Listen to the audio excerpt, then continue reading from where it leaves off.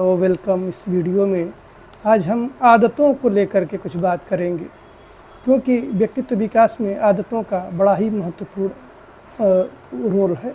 या ये कहें कि हमारी आदतें ही हमारे व्यक्तित्व को निर्धारित करती हैं। जैसी हमारी आदतें होती हैं उसी ढंग से हमारे सारे कार्य व्यवहार कार्य करने का ढंग होता है और उसी के अनुसार हमारे व्यक्तित्व को पहचान मिलता है। आदत निर्माण का आशय है कि जब किसी कार्य को हम बार बार दोहराते हैं तो वो धीरे धीरे उसकी हमारे को आदत पड़ जाती है और वो हमारे अचेतन मस्तिष्क का हिस्सा हो जाता है और वो चीज़ें हम बिना प्रयास के फिर करना शुरू कर देते हैं। तो इनको हम आदतें कहते हैं। उनको आनंद हमको आने लगता है, बिना किसी अतिरिक्त प्रयास के हम उन कार्यों को करना शुरू कर देते हैं और ये धीरे धीरे हमारे स्वभाव का हिस्सा बन जाता है। आदतें अर्जित व्यवहार का हिस्सा है। पहले हम जानबूझकर बार बार किसी काम को दोहराते हैं, फिर जब उसमें हमें आनंद आने लगता है तो ये कार्य स्वतः संचालित होने लगते हैं। फिर हमें उसके लिए किसी अतिरिक्त प्रयास की कोई आवश्यकता नहीं पड़ती है। हमारे दैनिक जीवन के अधिकांश कार्य जैसे खाना पीना, हमारी पसंद, उठना बैठना, जगना, टहलना, बात करने का लहजा, ये सब कुछ धीरे धीरे हमारे आदतों पे निर्भर हो जाती है। निर्धारित हो जाती है कि हमारी कैसी आदतें हैं, हमारा किस तरह का इंटरेस्ट है, खेलने में इंटरेस्ट है, योगा प्राणायाम करने में इंटरेस्ट है या फिर सोए रहने में इंटरेस्ट है। ये सारी चीज़ें हमारी आदतों का हिस्सा बन जाती है और ये बिल्कुल कहा जाए तो चरित्र जो हमारा होता है वो हमारे आदतों का ही एक पुंज होता है और आदतों के द्वारा ही सारी बहुत सी बातें जीवन में निर्धारित होने लगती हैं।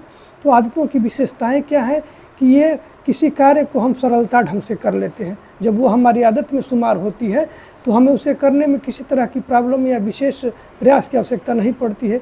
कार्य शीघ्रता से हो जाता है, सरलता से हो जाता है, शुद्धता से हो जाता है, आनंद के साथ हो जाता है, बिना ध्यान दिए, बिना अतिरिक्त प्रयास किए, अचेतन मस्तिष्क द्वारा निर्धारित होकर के वो चीज़ें हो जाती हैं और हम रुचिपूर्वक काम करते हैं। काम करने में एक रूपता होती है।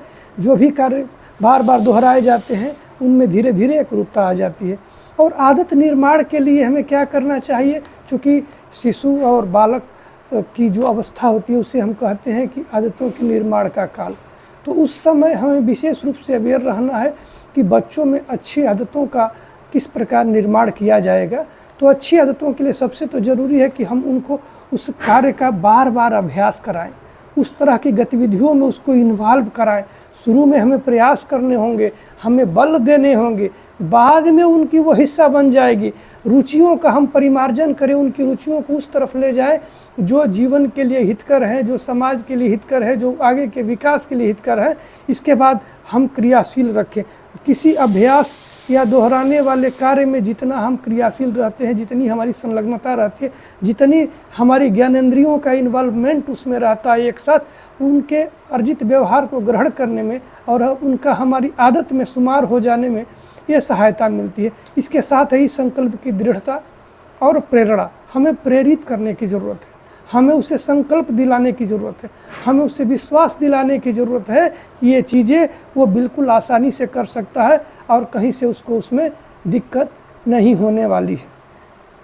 तो ये सारी चीज़ें हैं जिनका हम प्रयोग कर सकते हैं। आदतों में कुछ आदतें ऐसी होती हैं जो हमारे खाने पीने से संबंधित है, उठने बैठने से संबंधित है, या हम स्कूल जाने के लिए तैयार कैसे होते हैं इससे संबंधित हैं।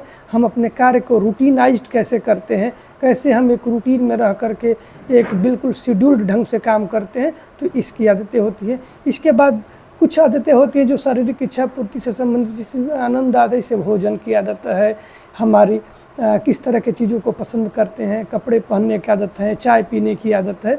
इससे हमको आनंद भी मिलता है और हमारी शारीरिक आवश्यकताओं की पूर्ति भी होती है। इसके बाद कुछ आदतें हैं जो हमारे मोटर कनेक्शन से रिलेटेड होती हैं, जो हमारे नर्वस सिस्टम से, जिससे हम नाखून चबाने लगते हैं, बात बात में जीभ निकालने लगते हैं, आँख मटकाने लगते हैं। तो ये सब चीज़ें हैं कहीं ना कहीं स्नायु मंडल से संबंधित आदतें हैं। इसमें हम बच्चों को रोकें और रोकते रोकते हम चाहेंगे तो ये आदतें छूट जाएंगी और इनका परिमार्जन हो जाएगा और ये कार्य हमें शैशवावस्था और बचपन में ही या बाल्यावस्था में ही हमें थोड़े प्रयास से करने होंगे। फिर भाषा संबंधी आदतें हैं कि हम किस प्रकार से भाषा का प्रयोग करते हैं, एक भाषा का प्रयोग करते हैं, इंग्लिश का, हिंदी का या इंग्लिश का, किस टोन में बोलते हैं, किस लहजे में बोलते हैं, किसी चीज़ को दोहराते हैं, हकलाते हैं। ये सारी चीज़ें कहीं ना कहीं हमारी आदतों का हिस्सा होती है। इसके साथ ही जो नैतिकता और सदाचार, ये सदाचरण, चरित्र, ये भी कहीं ना कहीं हमारे आदतों के द्वारा निर्धारित होती है। तो हम जब बाल्यावस्था में बालक के साथ रहते हैं, या तो अपना बच्चा है या फिर शिक्षक है, तो इस कॉलेज, स्कूल या अपनी कक्षा में बालक है, तो हम उनके आदतों के परिमार्जन पर और अच्छी आदतों के निर्माण पर बल दें। उसके साथ हम उनको जोड़ें, उन्हें दोहराने का मौका दें, उसमें संलग्न करें, उसमें क्रियाशील करें, बार बार ऐसी स्थिति लाएं कि बार बार उसे करने की ज़रूरत पड़े, पुनरावृत्ति करने की ज़रूरत पड़े। जब इस तरह से चीज़ें बार बार कुछ लंबे समय तक दोहराई जाएंगी, की जाएंगी, रुचियों का विकास उसमें उसे रुचिकर बना करके कराया जाएगा, तो हमारे आदत का हिस्सा बन जाएंगी। और निश्चित रूप से आदतें एक दिन एक अच्छे व्यक्तित्व का निर्माण करेगी। जो इच्छित व्यवहार हम बालक से चाहते हैं, जिस इच्छित व्यक्तित्व का विकास हम चाहते हैं, शायद वो चीज़ें हमें मिल जाएंगी। वीडियो देखने के लिए धन्यवाद।